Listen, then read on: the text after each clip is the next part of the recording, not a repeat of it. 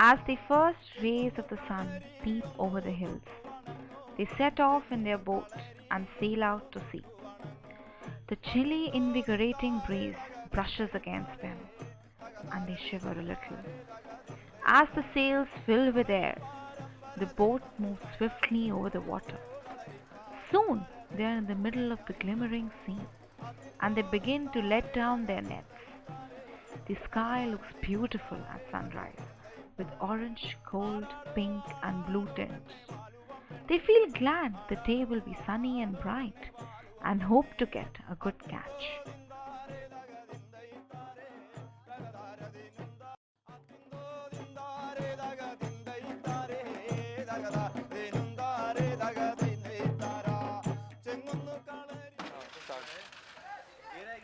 The fishermen unload their catch from the cold storage and send them for selling.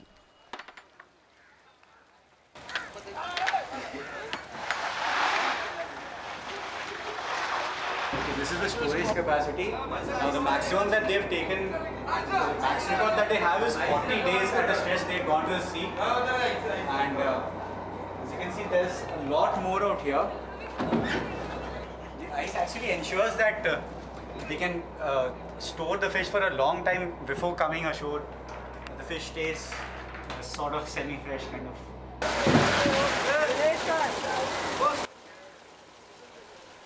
The workers gather and carry their baskets for the auction to wholesalers.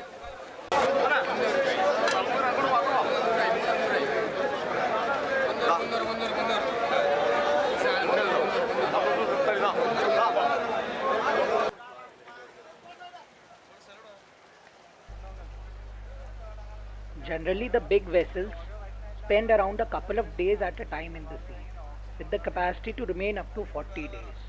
The smaller vessels have to return the same day. They mainly supply to Kozhikode, Wayanad, Neelambur, Chennai, Mumbai and Goa. Most of the customers are wholesale customers, while some are families. They are the main suppliers to the central market near English Church in Calicut City.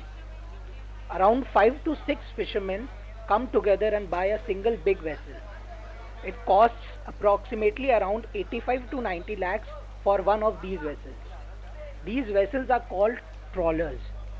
It takes 4 years to break even for a single trawler. Earlier it used to take only 2 years, but now as the price of diesel has gone up, so has the break even time. The average life of one boat is around 6 years. Over the years, all the boats have shifted to a 500 watt engine from a 125 watt engine in order to increase their haul and reduce their turnover time. They don't have any restrictions on the area for fishing and generally just go wherever the fish density is the highest. For 2 months during June and July, there is a ban on trawling in Kerala. During this time, most of the supply comes from Tamil Nadu and West Bengal.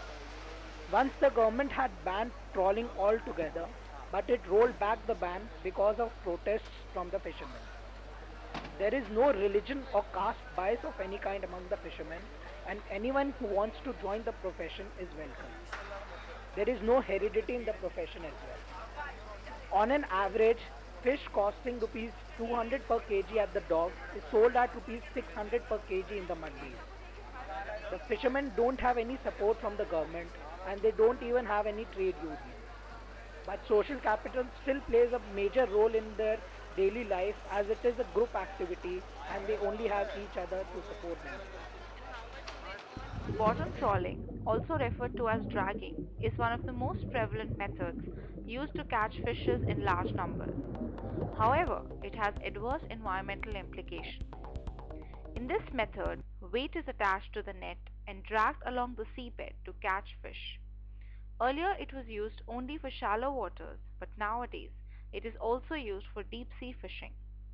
It causes habitat alteration, disturbance of benthic communities, and removal of non-target species. Because of decline in many traditional fisheries, efforts to find underexploited fish populations have increased, and the seasonal ban is being introduced every year in Kerala. After 13 hours of catch, their catch is worth less than the average daily wage of a laborer in Kerala. a mere rupees 250. They went far into the sea, more than 30-40 miles from the coast for this measly catch. These small fishermen have come to fear the big trawlers and the various other vessels and oil tankers in the sea more than the sea itself. Their fishing nets often get ripped apart by a passing vessel, destroying their fishing gear and with it their small hauls. The increasing commercial use of trawlers have destroyed the sensitive aquatic ecosystem, leading to a rapid decline in the density of fish, forcing these small fishermen deeper into the sea and even into international waters. Some Kerala fishermen have to go as far as the Gujarat coast and even towards Gulf for a good catch. They say that although there is a ban on trawling during the monsoon, the government seldom takes any action on the herring trawlers. The traditional fishing has fallen by nearly 60% over the past 9 years. Here we have one of the many workers frenzying on the dock who are hired by the auctioneers or the traders to transport the fishes from them at the rate of 70 to 20 rupees per box. They have a daily earning of about 500 to 600 rupees. They do have unions protecting their interests, which include the Bharatiya Mazdoor Union, the Center of Indian Trade Unions, and the Socialist Trade Union. The mandi is the main supplier to the various hotels and restaurants in the city, as also the supermarkets and private households. There are in total around 220 commission agents in this mandi with ties to the 150 retailers that sell fish here.